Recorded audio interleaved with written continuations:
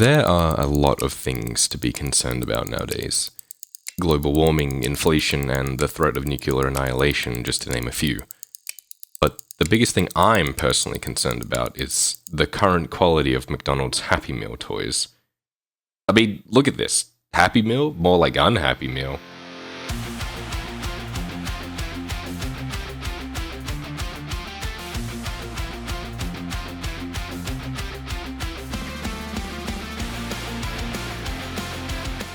No, but seriously, I recently went down a bit of a nostalgia rabbit hole and found myself looking at some old McDonald's toys, and my god, the difference in quality between when I was a kid and now is kind of crazy.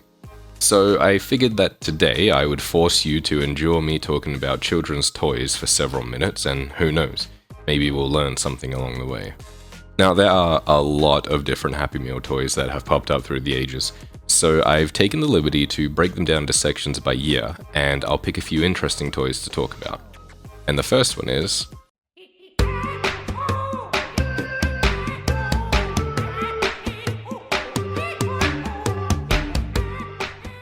And on the seventh day, God proclaimed that there would be no work. And as such, my mother was to take the 40-minute drive into town to buy this week's groceries, allow my sister and I to rent 3 DVDs, and then take us to McDonald's. And it was good. This is where my experience with Happy Meals started, and while vaguely, I do remember some of these toys. Now, in Australia at least, this era of McDonald's was more about promoting their self-made cast of mascots, so most of these are related to that. Not all of them are good. Like, I'm not sure how many kids would be impressed with unboxing one of these dead-eyed, soul-sucking Ronald McDonald masks. Or these Goof Troop squirters.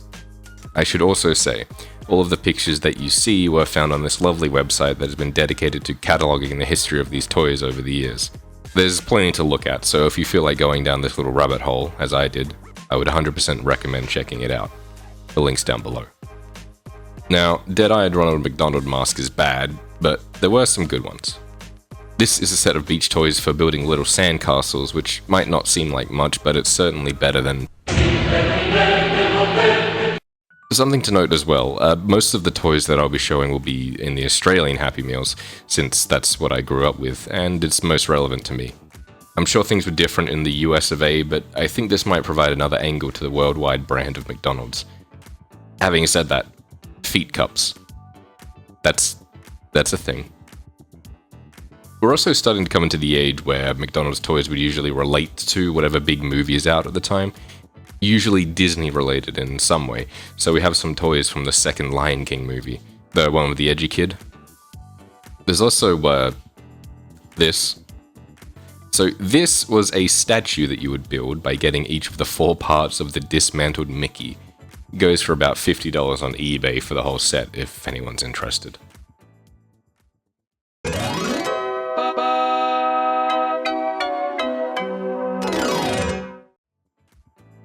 Now, while I have vague memories of the classics, we're starting to get into the area that I'm most familiar with, since my prefrontal cortex has started to develop, and I can actually remember things. This is sort of the time where building the collection was becoming more of a prominent thing. They dabbled in it with the Build-A-Mickey and even this Build-A-Ronald. $99 on eBay, by the way. But now we're seeing actual collections. This is one of the Snoopy collection sets, which was pretty common. I think they came back to it a few times throughout the years. Also, the return of the classics, the Summer Fun Pack, sealed away for 6 years, it makes its return. There are toys from pretty much every big kids movie that released at the time. Monsters Inc., Lilo and Stitch, Peter Pan, Brother Bear, Finding Nemo, to name a few. But there was one toy that I wanted like nothing else. The Holy Grail, my white whale. Probably the thing that made me want to make this video to begin with. This.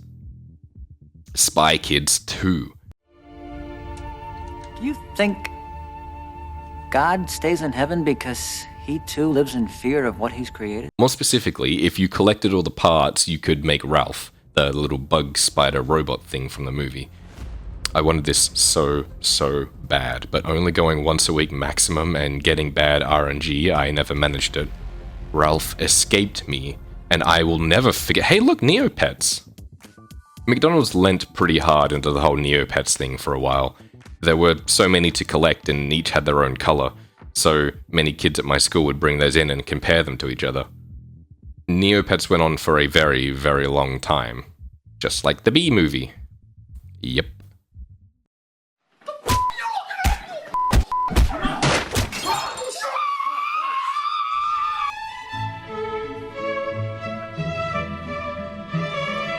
In case you haven't picked up on it yet, the titles of these sections are completely arbitrary.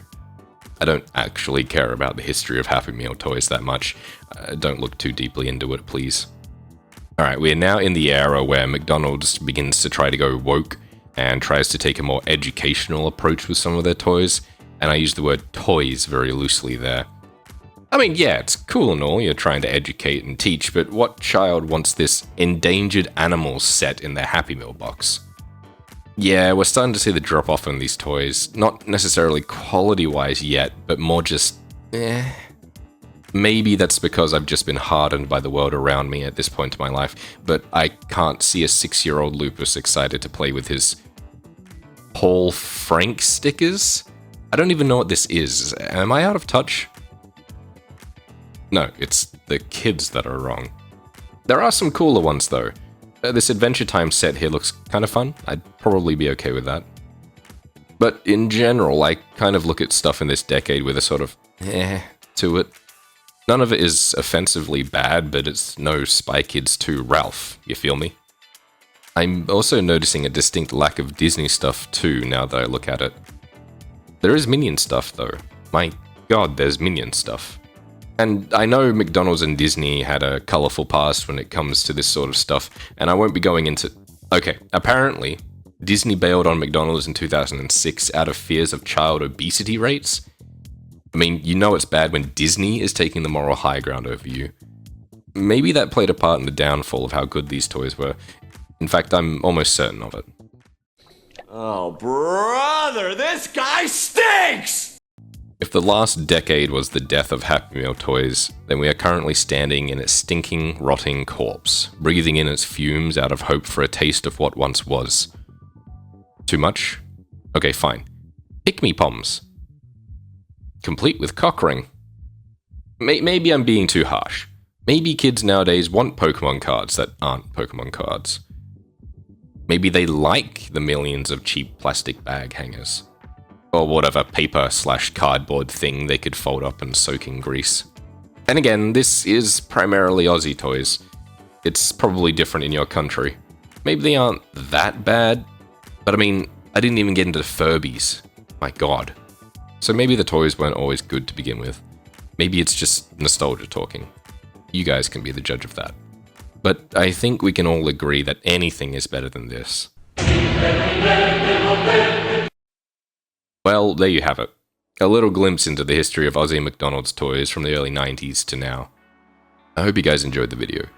Please do let me know if you had fun and tell me, what is your most vivid memory of Happy Meal toys growing up?